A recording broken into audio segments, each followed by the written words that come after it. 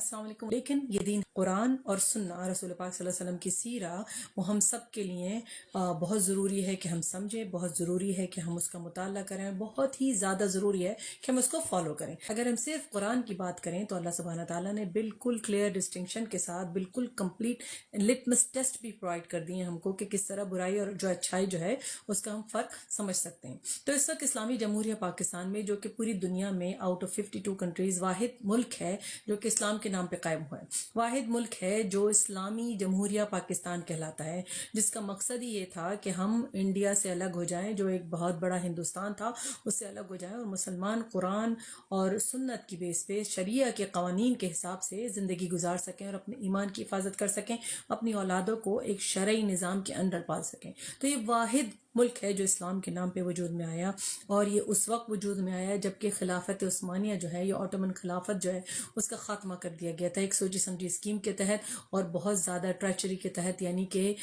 جو ہے وہ فساد اور منافقت کے تحت اور غداروں کی وجہ سے اس کو ختم کر دیا گیا تھا خلافت عثمانیہ کو، جو کہ مسلمان دنیا کے لیے ایک بہت ہی ضروری اور امپورٹنٹ اینکر تھی. تو جب یہ مسلمان ملک وجود میں آیا تو اس وقت مسلمانوں کی امیدیں یہ تھیں کہ جب ہم اتنے بہت سارے لوگ اس ملک میں اپنی اولادوں کی پرورش کریں گے تو قرآن اور سنت کے حساب سے ہمارے قوانین ہوں گے، قرآن اور سنت کے حساب سے ہمارے نظام جو ہے وہ عدل پہ وہ ہوگا بیس، اور قرآن اور سنت کے حساب سے ہمارے جو قوانین ہیں وہ اللہ کے قوانین کے تحت لاگو ہوں گے. لیکن ہوا کیا؟ ایسا نہیں ہوا، اور اس وقت 22 سے 25 کروڑ عوام کا ملک طاغوت کا شکار ہے. تو اس وقت بہت ضروری ہے اسلامی جمہوریہ پاکستان کے لوگوں کے لیے جو کہ پس رہے ہیں، مر رہے ہیں، جل رہے ہیں، جیلوں میں بند ہو رہے ہیں، ناکردہ گناہوں کی سزا بھگت رہے ہیں، کہ وہ اس طاغوت کو پہچانیں اور اس طاغوت کے خلاف آواز اٹھائیں. اور یہ دیکھیں کہ طاغوت کو پہچاننا کتنا ضروری. آج کے دور کا طاغوت کیا ہے؟ ٹھیک ہے، طاغوت جو قرآن میں ذکر ہے وہ فرعون ہے، وہ شداد ہے، وہ نمرود ہے، ٹھیک ہے، وہ حامان ہے، وہ سارے لوگ جو اس وقت کے طاغوت تھے جو قرآن میں ذکر کیا. لیکن ہوتا کیا ہے کہ ہم آج کے دور میں من حیث القوم اس بات کو سمجھ ہی نہیں پاتے کہ قرآن جو ہے وہ کسی قصے کہانیوں کی کتاب نہیں ہے. It's not a bedtime story book. اللہ تعالیٰ نے ہماری زندگی کا پورا لائحہ عمل، ہماری زندگی کا پورا ضابطہ حیات، جس طرح ہمیں چلنا چاہیے، جس طرح رائٹ آف کٹس اینڈ کن ہوتے ہیں، جس طرح قوانین ہوتے ہیں، اس کو پورا قرآن میں ہمیں کمپلیٹ سمری کے ساتھ، ڈیٹیل کے ساتھ سب ہم کو دے دیا. لیکن کیونکہ آج کے دور کے طاغوت کو ہم سمجھتے نہیں ہیں، کیونکہ ہم قرآن سے ریفرنس نہیں لیتے نا، قرآن کو ہم اپنا فوکل پوائنٹ نہیں بناتے، قرآن کو ہم اپنا ایک جو ہے جسے کہنا چاہیے ایک کمپس نہیں بناتے، تو ہم آج کے دور کے طاغوت کو سمجھ ہی نہیں پاتے. تو آج کے دور کا طاغوت جو ہے وہ بے انصافی ہے، نظام عدل کو سبوٹاج کرنے والا وہ طاغوت جو ہم سب کی زندگیوں کو کنٹرول کیے ہوئے، پیسہ، پاور، معاشرتی بے راہ روی، یہ سب جو ہیں آج کے دور کے طاغوت ہے. اور ہم کو جب تک سمجھ نہیں آئے گی، جب تک ہم اپنے قرآن کا مطالعہ نہیں کریں گے. تو میں آج آپ لوگوں کو دعوت دیتی ہوں، سب سے پہلے پریکٹیکل اسٹیپس کے تحت آپ لوگ قرآن کو اپنی زندگی کا واقعی ضابطہ حیات بنا لیں، قرآن کو پڑھیں. قرآن ہمارے طاقوں پہ سجا رہتا ہے. ہم نے سنی ہوں گی نا، بہت ساری ٹک ٹاک اسٹوریز ہوتی ہیں، فیس بک پہ ہوتی ہیں، انسٹاگرام پہ ہوتی ہیں. میں اکثر ان سب جگہوں پہ ایکٹیو ہوتی ہوں تو میں دیکھتی ہوں ایک بچے نے ایک اسٹوری لگائی کہ والد نے کہا کہ 100 کا نوٹ چھپا دو ایسی جگہ جو میں ڈھونڈ نہیں سکا، تو اگر میں نہیں ڈھونڈ سکا تو وہ 100 کا نوٹ تمہارا ہو جائے گا، اور اگر میں نے ڈھونڈ لیا تو تمہیں واپس دینا پڑے گا. بچے نے چھپایا، بہت دیر والد نے ڈھونڈا، ان کو نہیں ملا، تو انہوں نے کہا بیٹا میں تھک گیا، اب آپ اس 100 کے نوٹ کو واپس لے آئیں. ٹھیک ہے، تو جب دیکھا تو وہ قرآن کے اندر انہوں نے چھپایا ہوا تھا. تو انہوں نے کہا کہ یہ تمہارے خیال دل میں کیسے آیا کہ قرآن میں چھپا دیں؟ کیونکہ میں نے ہر بک دیکھ لی، سب دیکھ لیا. تو اس نے کہا بابا مجھے پتا ہے کہ قرآن تو ہمارے گھر میں کوئی کھولتا ہی نہیں ہے، تو قرآن میں اس لیے چھپا دیا. آپ سوچیں کتنی زیادہ تکلیف دہ بات ہے. ایون یہ اگر لطیفہ ہے، یہ اگر یہ کہانی ہے، یہ سچا قصہ ہے، تو یہ انتہائی شرمندگی کی بات ہے اور انتہائی الارمنگ سچویشن ہے ہر مسلم گھرانے کے لیے، کہ اگر ہم ایسے مسلم گھرانے سے تعلق رکھتے ہیں جس میں قرآن کو کھولا ہی نہیں جاتا، یا صرف جو ہے وہ میتوں کے ٹائم اس کو کھولا جاتا ہے کہ ایک پیج تم پڑھ لو، ایک پیج تم پڑھ لو، جو کہ بہت ہی غلیظ بدعت ہے کہ آپ قرآن خوانی کر کے اور اس طرح ایک ایک پیج پڑھ کے قرآن کی بے حرمتی کریں. اور اس کے علاوہ اس وقت کھولا جاتا ہے جب دلہن جو ہے وہ جاری ہوتی ہے رخصت ہو کے، جس سے پہلے ہم سارا ناچ گانا، دھوم دھڑکا اور غیر اسلامی چیزیں کر چکے ہوتے ہیں. پھر اس کے بعد جاتے وقت ہمیں یاد آتا ہے ارے قرآن تو ایک بہت ہی بابرکت کتاب ہے، جیسے نعوذ باللہ یہ کوئی چھو منتر کی کتاب ہے، تو ہم دلہن کے سر پہ رکھ دیتے ہیں. وہی دلہن جو کہ ساری نان اسلامک چیزیں کرتی رہی ہوتی ہے. جیسے میں دیکھ رہی ہوں آج کل بہت زیادہ گھروں میں یہ رواج ہے کہ دلہن ناچتی ہوئی انٹر ہوتی ہے، کوئی گانا گاتی ہوئی انٹر ہوتی ہے دولہا کے لیے، جو اپنے پیار کا اور اپنے جذبات کا اظہار کر رہی ہوتی ہے اتنے سارے لوگوں کے سامنے، جو ان میں سے 90% اس کے نام محرم ہوتے ہیں. اور اس کے بعد کپل بنا کے ڈانس کیا جاتا ہے. لیکن سب جب یہ لغو غروبیات ہو جاتی ہیں، ساری چیزیں نان اسلامک ہو جاتی ہیں، تمام زیادہ بدعتیں فالو ہو جاتی ہیں، اس کے بعد ہمیں یاد آتا ہے ارے دلہن تو جا رہی ہے تو اس کو اللہ کی کتاب کے سائے میں جانا چاہیے.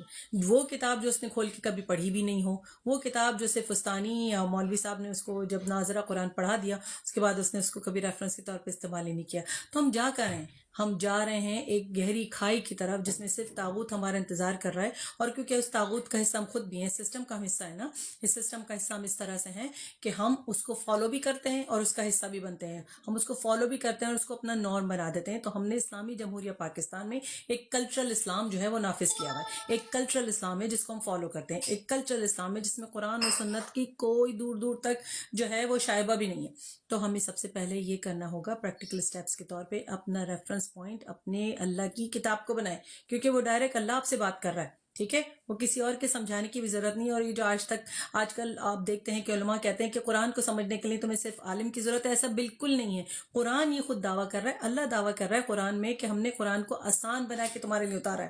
ٹھیک ہے، تو اللہ کا دعویٰ صحیح ہوا یا ان مولویوں کا دعویٰ صحیح ہوا جن کو آپ بلیو کرتے ہیں؟ اللہ کا دعویٰ صحیح ہے نا، اللہ کا دعویٰ سچا ہے کہ اس نے میرے اور آپ کے لیے آسان بنا دیا قرآن کو. تو اس کو فالو کریں جو اللہ کہہ رہا ہے، قرآن کو فالو کریں جس کو اللہ نے آپ کے لیے آسان بنایا. تو قرآن آپ کے لیے بھی اترا ہے، میرے لیے بھی اترا ہے، ہم سب کے لیے اترا ہے، ہماری اولادوں کے لیے بھی اترا ہے. لیکن وہ جب فائدہ دے گا جب ہم سروں پہ رکھنے اور طاق پہ سجانے سے بیونڈ اس کو سوچیں گے، اس کو اپنا ضابطہ خیال بنائیں گے. تو سب سے پہلے تو آپ قرآن سے کنیکشن بنا لیجئے تاکہ آپ کی زندگی کا لائے عمل اس کے حساب سے طے ہو. پھر یہ دیکھیے کوئی بھی مشکل صورتحال آتی ہے سوسائٹی میں، کمیونٹی میں، گھر میں، کسی بھی جگہ، تو یہ سوچیں کہ اس صورتحال میں رسول پاک صلی اللہ علیہ وسلم نے کیا کیا. اور یہ مت سمجھیں کہ کوئی مثال نہیں ملے گی، ہر طرح کی مثالیں ہمارے پیارے رسول صلی اللہ علیہ وسلم چھوڑ کے گئے ہیں. اور ان کے جانے کے بعد بھی ان کے جو صحابہ کرام تھے، وردی کمپینینز آف پروفٹ محمد صلی اللہ علیہ وسلم، وہ ساری جو ہیں وہ چھوڑ کے گئے ہیں مثالیں ہمارے لیے کہ جو رسول پاک صلی اللہ علیہ وسلم کی سنت تھی وہ انہوں نے فالو کی، اور پھر جو ان کی سنت تھی ان کے علاوہ ان لوگوں نے بھی فالو کی جو ان کے تابعین تھے، اور پھر تابع تابعین نے بھی فالو کی. اس کے بعد سب بکھرنے لگا کیونکہ انسانوں نے سوچ لیا کہ اللہ تعالیٰ نے جو کچھ بتایا تھا اس میں کامن سینس کا شاید فقدان تھا، تو کامن سینس تو ہم یوز کریں گے. اور یہیں آ کے ہماری تباہی ہے، کیونکہ قرآن ہماری سائیکالوجی کے حساب سے بنایا گیا. اللہ تعالیٰ کو اپنے بندے کی سائیکالوجی معلوم ہے کیونکہ وہ تو ہمارا خالق ہے. تو سب سے بڑا سائیکیٹرسٹ، سائیکالوجسٹ تو وہ خود ہی ہے نا. ٹھیک ہے، اس نے ضابطہ حیات بنائے اس طرح ہے کہ انسان کی تمام حسیات، تمام اس کی جو سائیکیٹری ہے، سائیکالوجی ہے، مینٹیلٹی ہے، اس کے حساب سے ہمیں ٹیچ کیا. لیکن ہم سمجھتے ہی نہیں، ہماری کامن سینس جو ہے وہ آڑے آ جاتی ہے. ٹھیک ہے، تو سب سے پہلے تو ہم یہ سمجھیں کہ رسول پاک صلی اللہ علیہ وسلم کو جس طرح ام المومنین حضرت عائشہ صدیقہ رضی اللہ تعالیٰ عنہ نے فرمایا کہ وہ تو واکنگ ٹاکنگ قرآن تھے نا. تو ان کی سیرہ کا مطالعہ، ان کی سنت کو فالو کرنا، ان کی احادیث پہ عمل کرنا ہی سیکنڈ اسٹیپ ہے جو میں آپ کو بتانا چاہوں گی. قرآن سے محبت، قرآن سے کنیکشن، سیرہ کا مطالعہ، اور رسول پاک صلی اللہ علیہ وسلم کی احادیث کی پیروی، ان کے حکمات کو ماننا. ٹھیک ہے، پھر تیسری چیز امر بالمعروف والنہی عن المنکر. اور یہ جب تک نہیں سمجھ آئے گا جب تک قرآن کو نہیں پڑھیں گے. ہمیں جب قرآن کی تکمیل کر دی گئی رسول پاک صلی اللہ علیہ وسلم کے پاس اللہ تعالیٰ کے حکم سے، ڈیوائن گائیڈنس جو ہے وہ کمپلیٹ ہو گئی، تو ہم لوگوں کو کیا بتایا گیا کہ تم چنیدہ قوم ہو. اور چنیدہ قوم بھلا کیوں ہے؟ اس لیے نہیں کہ ہماری آنکھ ناک دوسروں سے بہتر ہے، اس لیے نہیں کہ ہم بہترین نسل کے ہیں، وہ اس لیے کہ اللہ تعالیٰ نے اس کی کریکٹرسٹکس کیا بنائی. کیوں تم چنیدہ قوم ہو؟ کیونکہ تم اچھائی کا حکم دیتے ہو اور برائی سے روکتے ہو. یہ ہے ہماری کریکٹرسٹکس، یہ ہے ہماری آئیڈینٹی، یہ ہے ہماری پہچان. اور آج اسلامی جمہوریہ پاکستان کو اپنی یہ پہچان آگے بڑھانی ہوگی.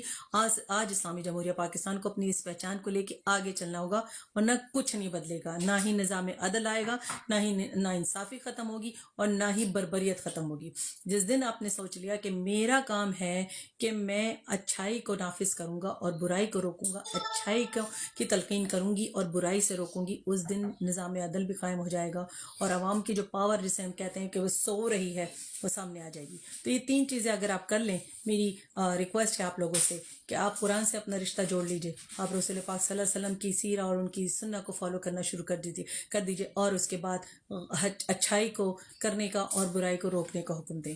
جو چیز غلط ہوتا دیکھیں اس کو ہاتھ سے روکیں. رسول پاک صلی اللہ علیہ وسلم کی حدیث ہے نا، اس کی طاقت نہیں ہے تو زبان سے روکیں، اس کی طاقت نہیں ہے تو دل میں برا سمجھیں، پھر لوگوں کو بھی بتائیں. تو یاد رکھیے جس دن ہم نے ان تاغوت کو پہچان کے ان کے خلاف کام کرنا شروع کر دیا اور پورے سینہ سپر ہو کے پورے جو ہے وہ ویپنائز ہو کے، ویپن ہمارا کیا ہے؟ قرآن اور سنت. تو اگر ہم اپنے ویپن اپنے سینے پہ لگا لیں گے، اپنے ضابطۂ حیات بنا لیں گے، تو ہم ویپنائز ہو کے جب امر بالمعروف اور نہی عن المنکر کریں گے تو ہمارا مقابلہ کوئی تاغوت نہیں کر سکے گا. لیکن سوال یہ ہے کہ کیا آپ تاغوت کا مقابلہ کرنے کے لیے تیار ہیں؟ کامنٹس میں ضرور لکھیے گا، اور مجھے بعد میں بھی جب میں ویڈیو پوسٹ کروں گی تو جواب دیجیے گا کہ کیا آپ تاغوت کا مقابلہ کرنے کی ہمت رکھتے ہیں، اور اگر بھی طاقت نہیں تو کیا آپ طاقت بنانے پہ آمادہ ہیں یا نہیں. ضرور مجھے یاد رکھیے گا دعاؤں میں انشاءاللہ، اور اس سوال کا جواب ضرور دیجیے گا. السلام علیکم ورحمۃ اللہ.